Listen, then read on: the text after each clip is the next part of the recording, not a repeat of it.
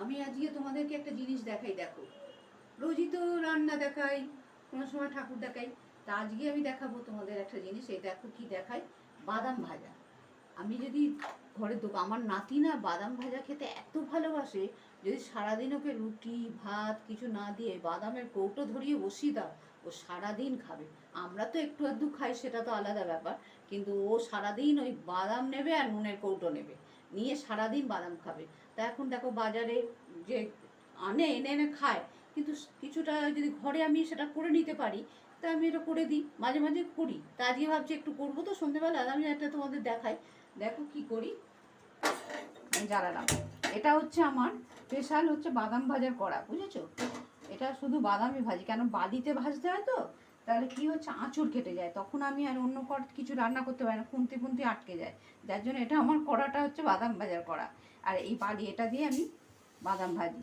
ভেজে ভেজে না বালিটা কালো হয়ে গেছে, দেখেছো? বালি ওই ভেজে আবার ঠান্ডা করে আমি কৌটো করে রেখে দিই।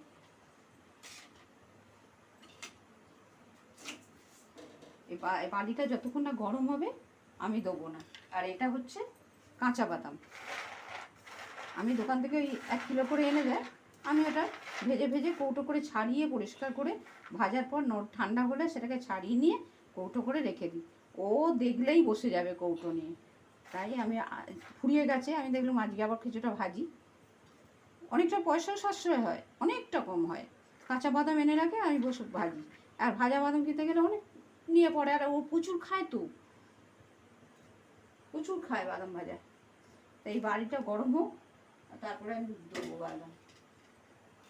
বালিটা গরম হয়ে গেছে, দেখছো ধোঁয়া বেরোচ্ছে। আমি এতে অল্প করে করে বাদাম দেবো।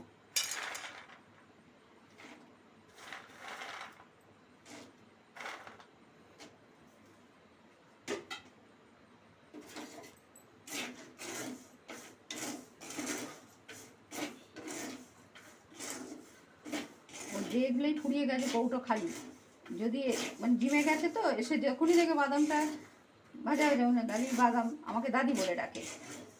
ওই ছোট্টবেলা থেকে ও আমাকে দাদি বলে ডাকে। এসেই দেখবে বাদাম ভাজা হয়েছে, নিয়ে সঙ্গে সঙ্গে বসে এটাকে আবার হয়ে গেলে ঠান্ডা করব, ঠান্ডা করে খোসাটা ছাড়িয়ে কৌটো করে রেখে দেবো। দেখেছো কেমন ফাটছে, দেখেছো?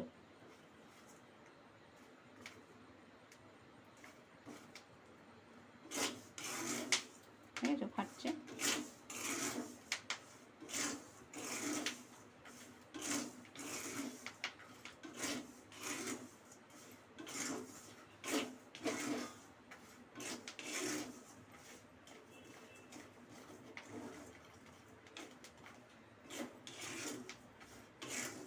দোকানে তো সব কিছুই পাওয়া যায়, বাদামটাও ঘরে ভেজে নিই, আমি বালি রেখে দিই।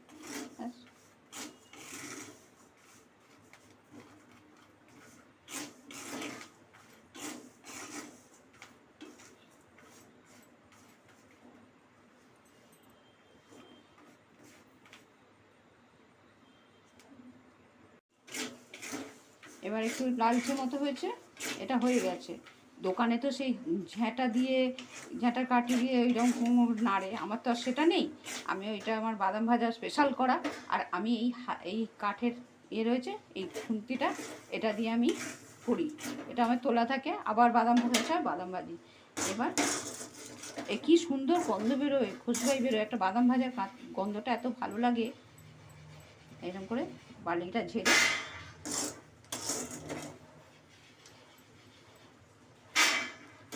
এটাকে আবার ঠান্ডা করব, করে তারপর খোসা ছাড়িয়ে কৌটো করে রেখে দিতে হবে। আর বালিটা প্রথমে ভালো করে গরম করে নিতে হবে, গরম করার পর বাদামটা দিতে হবে।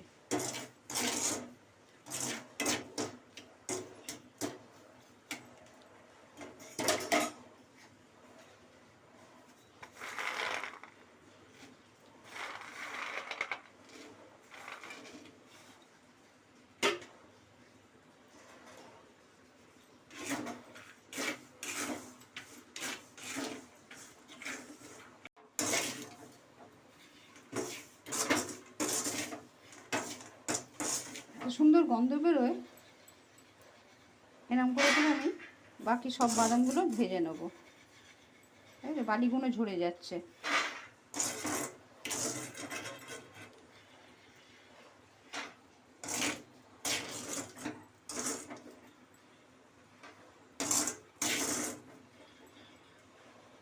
এই বাদামটাই যতটা ভাজবো ততটা বাইরে থেকে যদি কিনতে যায় তার 3 ডবল দাম। আমি এতগুলো বাদাম ভাজবো, তা আমি এটা যদি আমি একদিন বললাম কি দাঁড়াও আমি একদিন ঘরে ভেজে দেবো, খেয়ে দেখো তো। ওমা তারপরে দেওয়ার পর দেখলাম খুব, হ্যাঁ পুরো ভালো হয়েছে, দোকানের মতোই হয়েছে। আর আমি তো জানি দোকানে বালিতেই ভাজে। এরকম করে করে যদি বালিটা বড় করা হতো, বেশি বালি হতো, বেশি হতো, আমি ছোট করে কাজ চালানোর মতো আমি চালিয়ে নিই আর কি। বালিটা গরম করে ওই বাদামটা দিয়ে তখন আঁচটা একটু মিডিয়াম করে দিতে হবে, তখন ওই বাদামটা আস্তে আস্তে ভেতর থেকে ফাটতে শুরু করবে।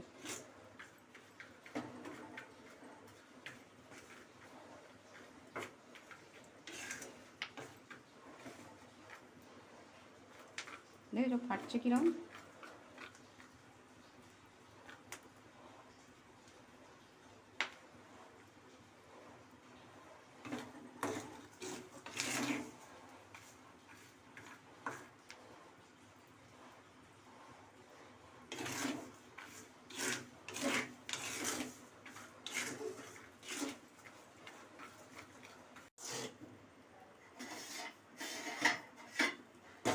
দেখো সব বাদামই আমি ভেজে নিয়েছি। এবার এই বাদামগুলো সব ভাজা হয়ে গেছে। এই বালিটা দেখছো, এই বালিটা আমি আবার ঠান্ডা করে, একদম ঠান্ডা হয়ে যাবে তখন আমি বালিটা আবার কৌটো করে ভালো করে চেলে পরিষ্কার করে কৌটো করে রেখে দেবো। কেন দেখবে বাদাম ভাজার দোকানে দেখবে ওদের বালিটা না কালো রঙের হয়। তারা এই বালিগুলো দেখো, আমারটাও পুরো অনেক দিন ধরেই তো করছি, তার এই বালিটা দেখো কালো হয়ে গেছে। এই কালো বালিতেই কিন্তু বাদাম ছোলা এরকম যারা বাদামের দোকানগুলোতে দেখবে কালো রঙ, আমারটাও সেরকম হয়ে গেছে। এটা আমি কৌটো করে ঠান্ডা করে আবার রেখে দেবো, আবার যখন ভাজা হবে আবার এইটাতেই ভালো। এই আমার স্পেশাল কড়া, এই আমার স্পেশাল বালি, এই দিয়ে আমার বাদাম ভাজা তৈরি। এবার আমি এটাকে ছাড়িয়ে ফ্রেশ করে তোমাদের দেখাবো। দেখো বাদামগুলো ঠান্ডা হয়ে গেছে, ঠান্ডা না হলে বাদামগুলো ছাড়ানো যাবে না, ওই গরম থাকলে না একটু বাদাম ছাড়ানো যায় না। এই তখন এখন কি করবো, একটা ঝুড়ির মধ্যে নিয়ে নেবো, নিয়ে দেখো এই ঝুড়িটা দিয়ে আমি এই বাদামের খোসাগুলো ছাড়িয়ে নেবো। বুঝছো, এই দেখো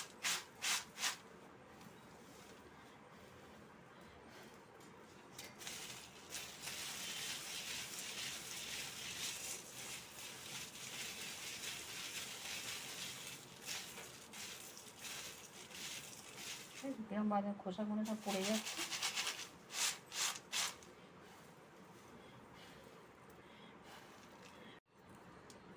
এই বাদামগুলো আমার ছাড়ানো হয়ে গেছে। হ্যাঁ, এবার দেখো কত খোসা মনে সব বেরিয়ে গেছে, ঝেড়েছি খোসা দেখো।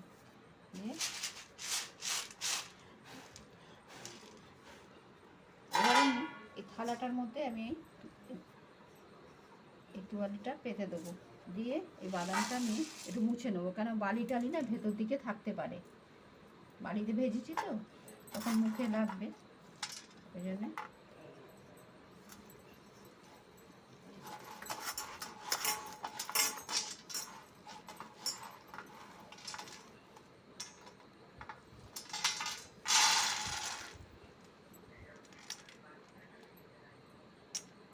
বালি কেমন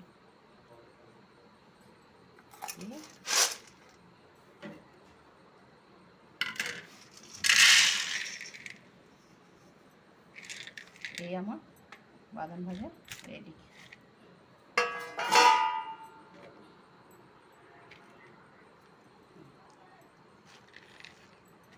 এই আমার বাদাম ভাজা তৈরি। এবার তোমরাও যদি মনে করো যেরকম ঘরে করে নিতে পারবে, যারা বেশি বাদাম ভালোবাসো বাদাম ভাজা খেতে, তারা কিন্তু যদি ঘরেতে এরকমভাবে ভেজে নিয়ে বেশি বেশি করে ভেজে রেখে দিতে পারো, বেশিক্ষণ লাগলেও না তো, বেশিক্ষণ লাগলেও না খেতেও বেশি খাওয়া যাবে, আর সুন্দর পরিষ্কার করে দিয়ে এবার নুন নাও, বসে বসে খাও, মুড়ি দিয়ে খাও, যাই হোক দিয়ে সব কিছুতেই বাদাম ভাজা খেতে ভালো লাগবে। এই সন্ধেবেলা এই বাদাম ভাজা মুড়ি বা শুধু চায়ের সাথে একটু বাদাম ভাজা খেলে সেটাও ভালো লাগবে। আছে তোমাদের যদি এইটা ভালো লাগে তাহলে আমার চ্যানেলটাকে সাবস্ক্রাইব করো, তোমরা আমার পাশে থাকো।